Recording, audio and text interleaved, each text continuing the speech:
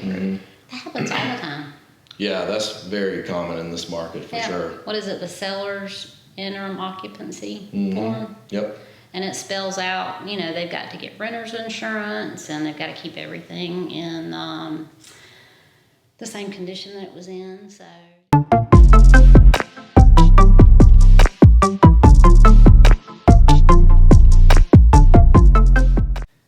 the title is I Picked a Bad Real Estate Agent, I Need Advice. And then it goes into, I went with a friend of a friend, and I should have seen these red flags when the agent was taking pictures with his DSLR and the flash while doing the initial walkthrough before the listing. I made the mistake by allowing the listing to go live with 7 terrible pictures. He's on a team with another agent that I've known for a long time.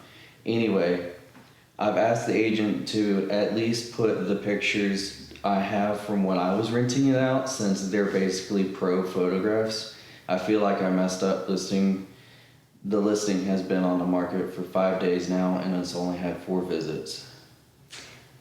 Okay, so my response to that would be the seller's always in control, and they're the boss. Get the changes made. If he's not happy, he needs to escalate it to the broker to get it done. Yep, exactly. Yeah, our job is to listen to what the seller wants, and do the best job for them. Yep.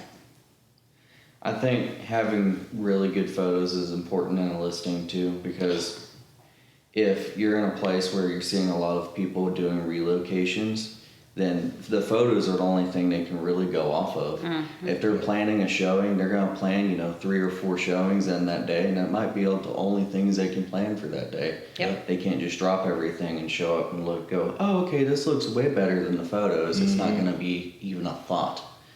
Bad pictures are the kiss of death. Yep, a good way to do it is just to kind of have it organized with the layout.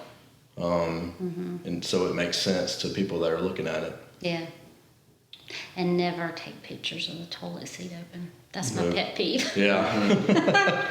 I had a professional photographer tell me, once you've seen a toilet, you've seen them all. So he usually doesn't try to take pictures of them anyway. Yeah, that's true. I really like it when they're in a closet. You just shut the door, and then people are like, why'd you shut the door? I had it all nice and pretty in there. You can't make that look pretty. Yeah. I'm sorry. It is what it is. Alrighty, our next one is renting current home to new owners after closing. So, put my house on the market and it's under contract. Set to move into a new build, however, the closing dates aren't lining up. Instead of moving the closing date to my current home, it was suggested that we rent back to the new owners for a few weeks. How would I go about doing this? Is it as simple as a written agreement on Word document, or where both of us sign for the appropriate amount of I'd pay? Sorry, is this an ignorant question? No question is ignorant. So they're gonna rent back from the buyer of the house? Yeah, so they're moving into a new build, and I guess their house isn't ready. Yep, their house isn't ready. That happens all the time. Yeah, that's very common in this market for sure. What is it? The seller's interim occupancy form? Yep. And it spells out, they've got to get renter's insurance and they've got to keep everything in the same condition that it was in. So, yeah, that's done all the time. I think if anytime you have questions like that, I would always just reach out to the closing attorney. Mm-hmm. Most of them are more than happy to take a look at things and make sure it's correct. Yeah. Definitely wouldn't want to do an agreement on a Word document, though. No. No.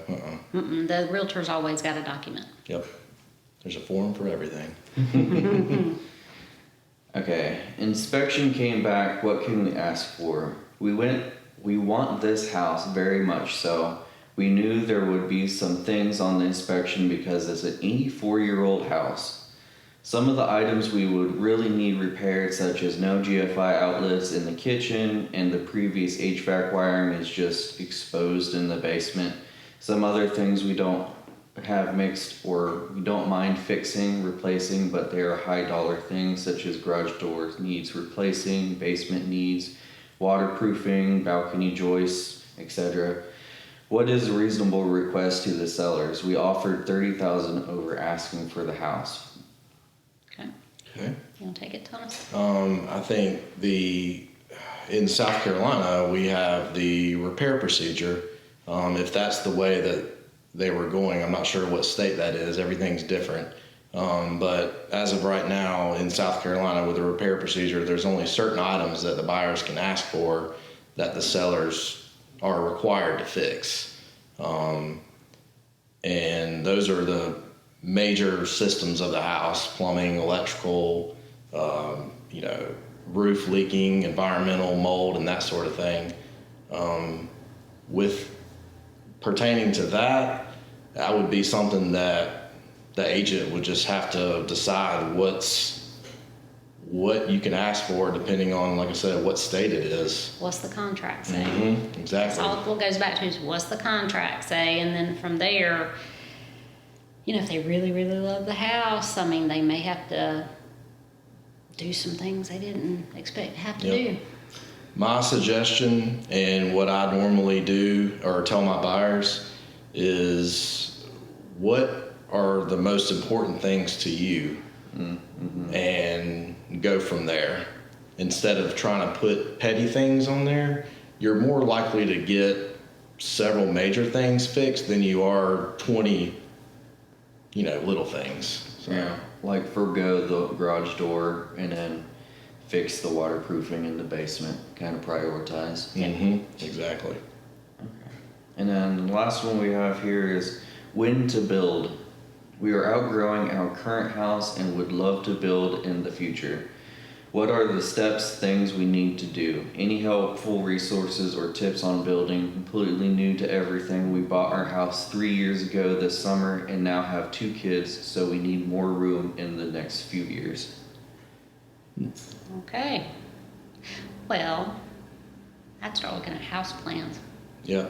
and start talking to friends and who built their house, start getting word of mouth, ask realtors. If you're getting a loan, go ahead and start investigating construction loans. Yep. And a lot of times getting builders to go ahead and price out that home that may, right now especially because everything's so high, they may say, oh, let's put the brakes on this, or oh, let's make some changes to the plan and save some money. But yeah, it takes a lot of getting ready to get ready. Yeah. There's a Education. lot that goes into that, especially when you're talking about just buying an existing home as opposed to getting all these things in a row for a new build. Especially just the relocation aspect.